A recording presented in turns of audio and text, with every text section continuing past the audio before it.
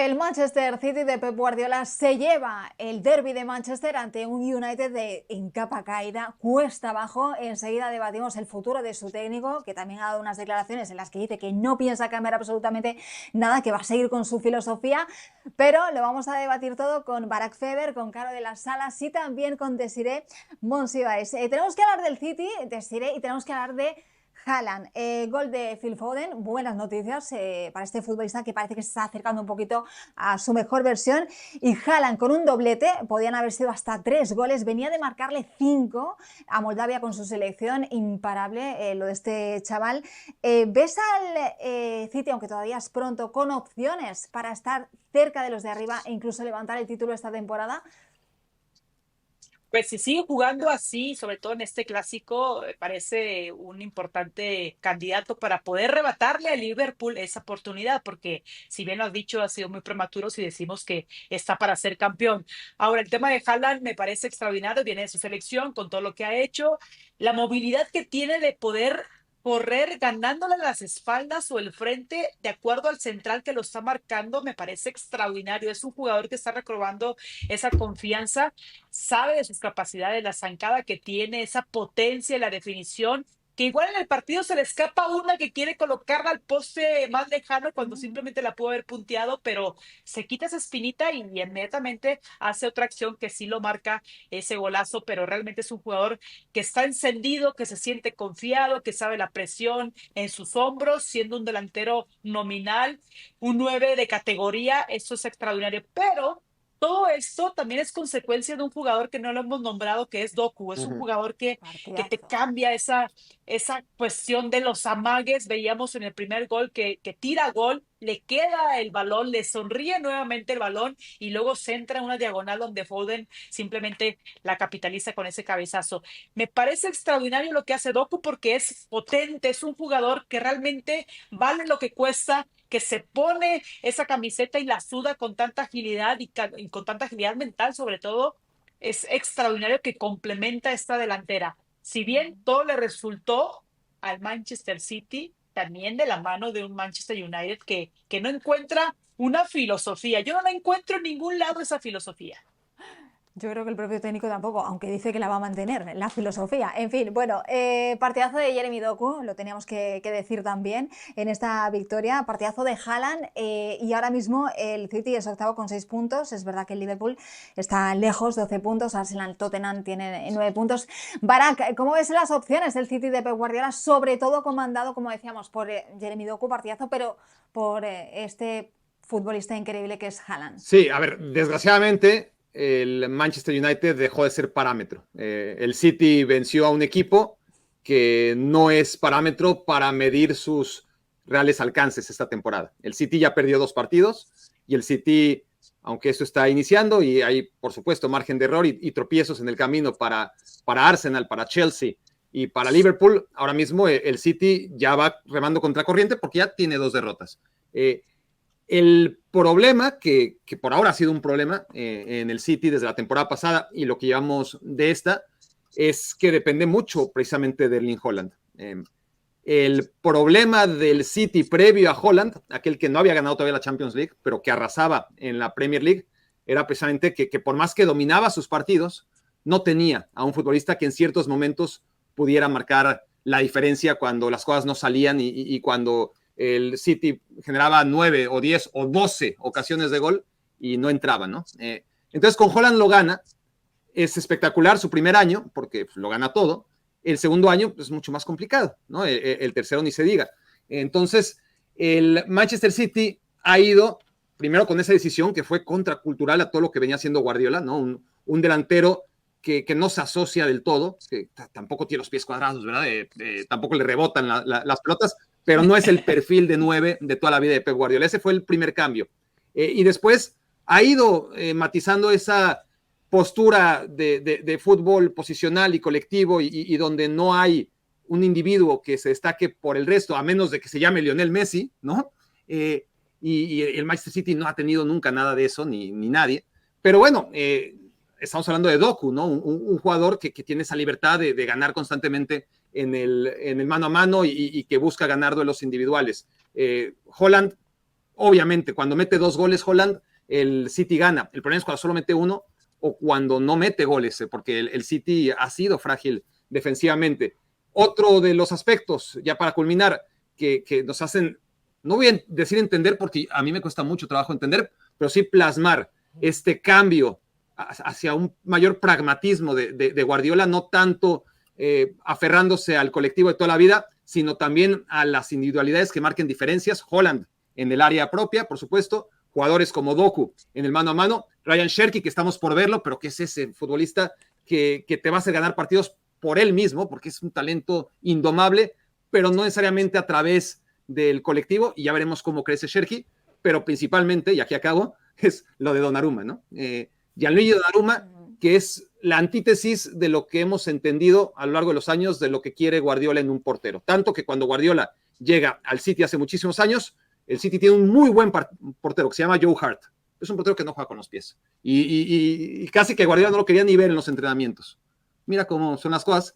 Ahora trae un futbolista que no juega con los pies, pero que te marca diferencias debajo del marco y que ya tuvo un muy buen debut, hay que decirlo, en contra del United como Donnarumma.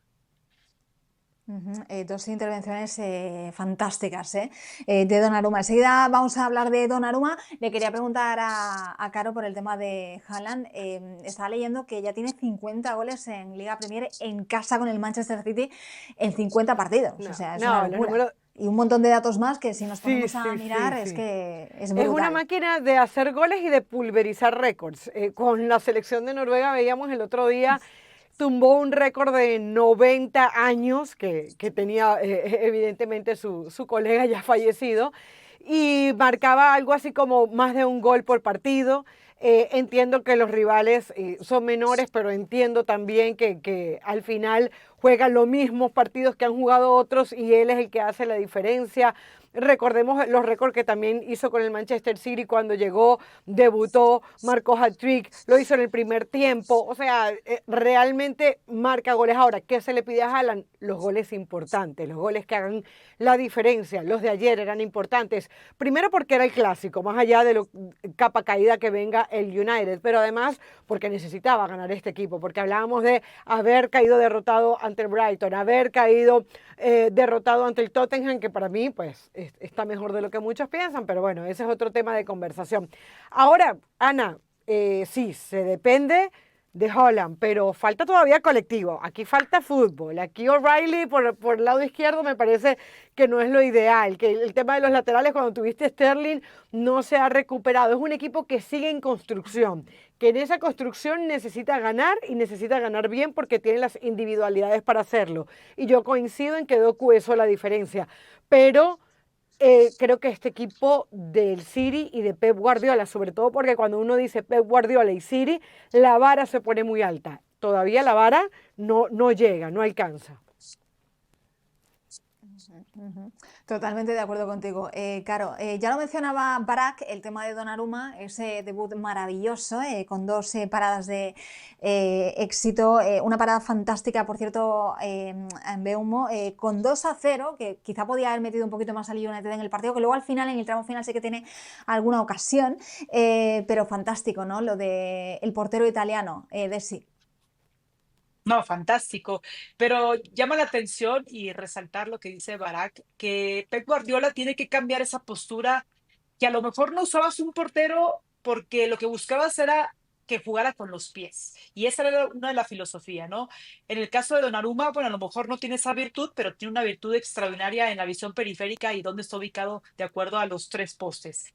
Pero eso es importante porque ahora Pep Guardiola busca otro tipo de fórmula. Se le ha criticado, se le ha exigido, se le ha buscado siempre la manera de ponerle el pie para dejarlo caer, en el caso de los objetivos buscados por el club, por el Manchester City, y ahora buscar otro tipo de facultades en sus futbolistas es de admiración, en el caso también de Haaland, que a lo mejor lo decía Barak, sí, no tiene 2 pies cuadrados, por supuesto, pero no es un jugador que sea de combinaciones ni de una exquisita técnica individual, simplemente es un definidor y que concreta los goles y es efectivo. Ante esas 2 cosas, un equipo de fútbol, cuando tienes un arquero que es efectivo y un delantero que es efectivo, tienes casi resuelto los partidos, ¿no? Digamos un 70%. El 30% faltará lo que dice Carolina, más dinamismo, más volumen de juego, más combinaciones de acuerdo al medio campo, ese fútbol que nos gusta mucho de las posesiones largas, encontrar los espacios cuando tú estás transitando al rival, que se canse y ahí ser muy punzante. Pero me parece muy, digamos, positivo, acertado el tema de lo que busca ahora Pep Guardiola con su equipo. Y una salida del PSG de la que todavía se habla, ¿no? En Francia, en Barak, por ejemplo, estaba leyendo que hay declaraciones del exjugador argelino de Fawzi Goulam que decía que el PSG cometió un error flagrante y le faltó el respeto a Donnarumma y que básicamente cometieron una estupidez para complacer a Luis Enrique después de haber ganado la Champions. ¿Crees que pueden echarle de menos en algún momento? Yo creo que Chevalier es un muy buen portero. A mí me gusta más Chevalier que Donnarumma, pero Chevalier está por probarse, obviamente, y ahora mismo está pagando la sombra de Donnarumma y vamos a ver qué tanto le puede afectar. Una cosa es que las virtudes de Chevalier lo hagan, desde mi punto de vista, un portero más completo que Donnarumma, y otra cosa es que esté preparado para los grandes escenarios, ¿no? Donnarumma, cuando llega al Paris Saint-Germain, ya es un portero de selección italiana, ya es un portero que llevaba muchos años, a pesar de su juventud, en el Milan, siendo titular desde los 16 años, y Chevalier no es nada de eso. Chevalier era un gran arquero para el Lille. Paris Saint-Germain no es como la transición de Donnarumma. Ya jugabas en un gran equipo como aquel Milan, que era mucho más que este, y el Milan siempre será un equipo grande, y ya eras titular. Y ya jugabas de vez en cuando te lo permitía Gianluigi Buffon en selección italiana, algo que no ha hecho todavía Chevalier. Entonces, creo yo que no es un error. Creo yo que si estás en el día a día, en los entrenamientos y en la evolución del equipo, puedes entender mucho más lo de Luis Enrique, ya sea por motivos personales, por motivos deportivos, o lo más probable, una combinación de ambos, ¿no? Porque esto es fútbol profesional, pero también tiene que ver mucho las relaciones, y si Luis Enrique está en un momento de poder en el que sin Kylian Mbappé logra darle al Paris Saint-Germain todo lo que venía buscando, como para no darle carta libre y decir, bueno, si quieres otro portero, te lo damos. Entonces, ya veremos si se arrepiente o no, porque claramente es un asterisco o un signo de interrogación cómo lo va a hacer a largo plazo un arquero que tiene tremendas virtudes como es Lucas Chevalier. Victoria para el Manchester City de Donnarumma, de Pep Guardiola, de Haaland, y otra derrota más para el conjunto de Rubén Amorim, para el Manchester United, en capa caída, en declive total. Ojo a las declaraciones del técnico después del partido, dice que no va a cambiar su postura. So it's not a record that you should have in Manchester United. There are a lot of things that you have no idea what happened during these months, but I accept that. But I'm not going to change. When I want to change my philosophy, I will change. If not, you have to change the man. So, and we will talk about that every game that we lose. I don't believe in that in the system or whatever. I play my way and I'm going to play my will until I want. Pues ahí estaban las declaraciones de Amorim, Caro. No va a cambiar su filosofía. Dice que, bueno, lógicamente está disgustado, pero que va a jugar a su manera hasta el final. Ha ganado solo 8 de sus 31 partidos en la Liga Premier. ¿Hasta cuándo se le va a aguantar a este técnico? Vótenme, prácticamente es lo que dice, ¿no? Si me va mal, llegó el 1 de noviembre del 2024, los resultados son los peores históricamente hablando, y podemos decir que estuvo ya Solskjaer, y que estuvo Mourinho, y que estuvo Van Gaal, y que estuvo Ten Hag, y todos los resultados fueron los mismos. Tal vez piensen ellos en su inocencia que entonces con Amorim se van a conseguir los resultados, pero es que yo creo que hay muestras, ¿no? Hay sensaciones, y las sensaciones que este equipo te ofrece no son buenas. Por ejemplo, no sé, jugar con 3 centrales, bueno, probablemente puedas jugar con 3 centrales, muchos equipos lo hacen, pero después a Bruno Fernández, que lo utiliza en esa primera línea de volantes, y para mí se desperdicia un poco, y ahí también le termina ganando el City los duelos. O sea, hay cosas como muy básicas que yo entendería que Amorim va a reconocer mucho más, y que como mínimo después de un partido en el que pierdes el clásico 3-0, vas a decir, seguiremos trabajando, le estamos dando la vuelta al equipo, hay nuevas incorporaciones, hoy no contábamos con muchas de estas incorporaciones de nuestros jugadores y no veo esa autocrítica. Entonces, a partir de ahí, yo saldría de Amorim, no hoy, no mañana, sino ayer, porque creo que ya ha dado varias muestras de que no está. Este equipo ya no tiene torneo internacional, con lo cual es una buena oportunidad para reinventarse. Pero bueno, todos los técnicos que no se consumieron en el Manchester United en la época de Ferguson se lo están consumiendo en la época post-Ferguson. Vamos a ver qué pasa, pero yo sinceramente veo que Amorim no es la solución para este United. Y no sé quién lo sea, esa es la realidad. Y no sé quién lo quiera coger tampoco, este equipo tal y como están las cosas. Bueno, el Manchester United de sí es el peor equipo de la Liga Premier desde que Amorim es director técnico. Nadie ha sumado menos puntos que él. 31 puntos en 31 partidos en Premier League. Un dato espeluznante, terrible, pero él sigue ahí que no va a cambiar su filosofía. Parece que el club le ha dado toda la confianza. Te vuelvo a preguntar lo mismo, ¿hasta cuándo y qué tiene que cambiar? ¿Es problema de una plantilla mal confeccionada? ¿Es problema real del técnico? ¿Qué está pasando en el Manchester United? Es que pareciera una consecuencia de lo que las otras administraciones dejaron de hacer, votaron al equipo y él tenía que tomar esa responsabilidad. Ojo, él sabía a dónde se iba a meter, él sabía a dónde iba a dirigir.